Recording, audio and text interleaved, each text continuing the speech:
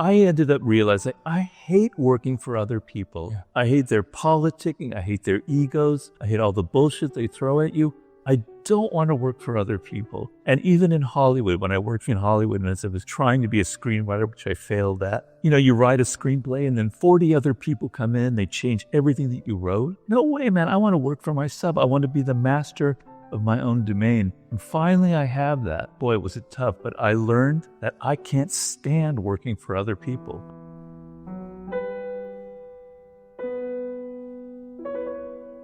I was planning to write another book, actually, before I'm writing the book that I am writing.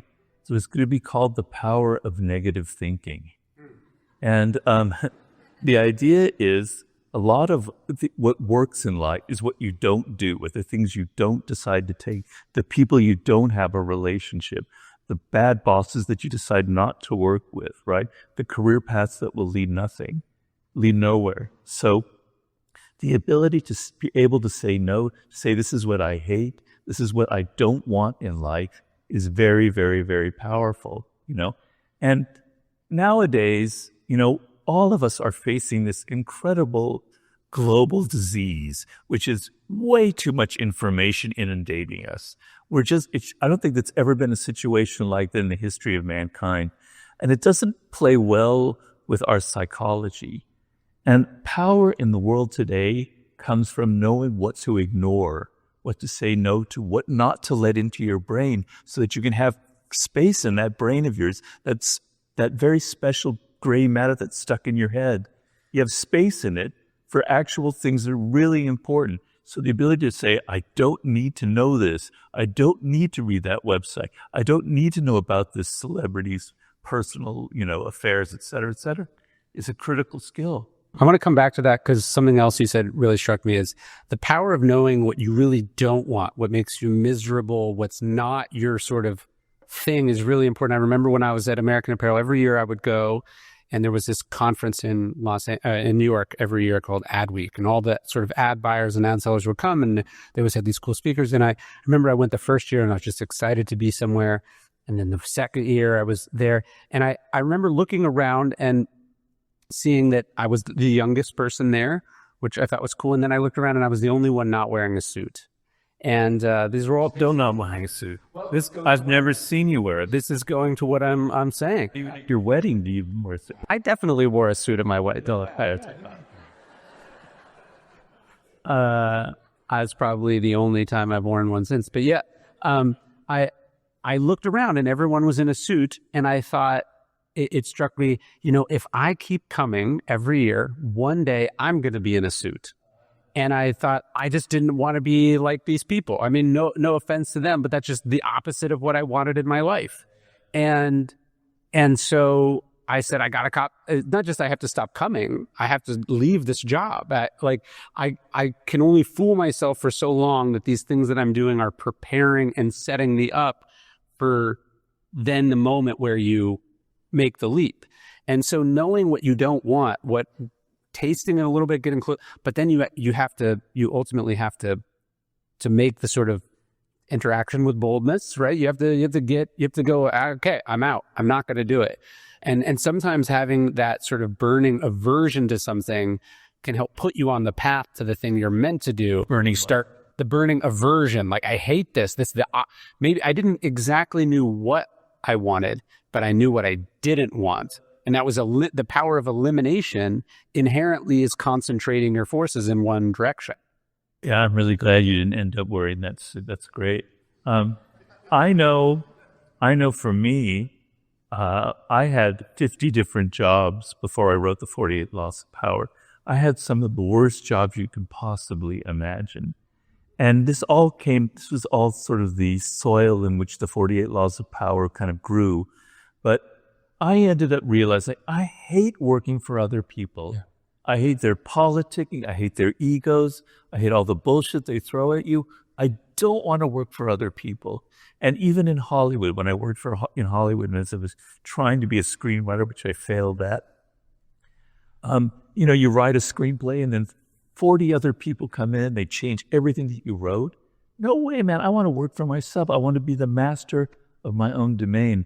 And finally, I have that. But boy, was it tough. But I learned that I can't stand working for other people.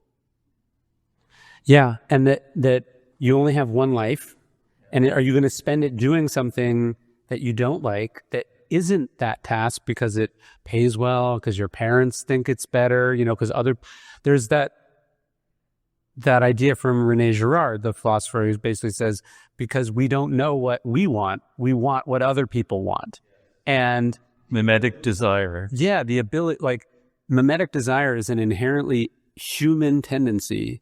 But I think one of the beginnings of strategy and the beginning of taking ownership of your own life is to see when you're being mimetic and to stop, to be truly an independent thinker, to know yourself as opposed to just knowing what people are supposed to do. People are supposed to go to college.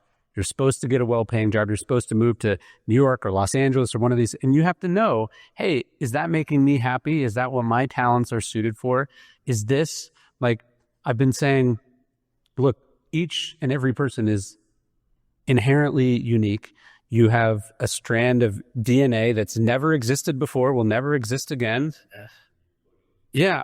And also your experiences, who your parents were, the moment none of that's ever happened before. And so we have this incredible gift that we were given at birth. And the thing that most of us do with that gift is we try to make ourselves like other people. We throw that gift away. And the best thing to do is, you have a monopoly over you as a person. Don't go into more competitive waters. Seize that monopoly and make the most of what you have. Yeah, very well put. Yeah, I didn't want to imply that it's some sort of sin to work for other people, because a lot of people don't have that choice. So don't get me wrong on that score. Or maybe they enjoy that. Some people enjoy working on someone else's vision, or there's many. Everyone has their own unique. Completely legitimate. It just wasn't for me personally. But some people like wearing suits. Some people like wearing suits. Yeah, but it's really hard in the world today to do this. I compare what Ryan's talking about to this little voice in your head. So when you were 3 or 4 years old, if you can think back that far, you had this little voice in your head that was saying, I love this. And it was very basic and primitive. You could probably relate to that with your own children. It's not like I want to be, president. Well, you would be, I want to be president, but I want to write this kind of book. It was something very concrete and physical. I like these colors. I like this particular smell, or these sort of things. I like being around people. For me, it was words. And just the sensual aspect of a word just fascinated me, right? You hear this voice in your head saying, this is what I love, this is what's great. And then you're 7 years old, and suddenly your teachers are telling you this is what's important in life. And then your friends are telling you this is what's cool, what's not cool.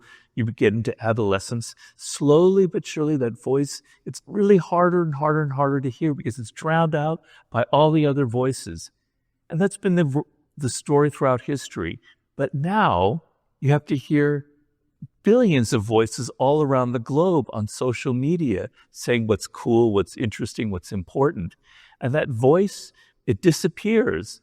And I get a lot of people who come to me, they read Mastery, and they go, I really want that life's task. I have no idea. And we have to go through this kind of archaeological dig into their earliest years until we find it and uncover it again.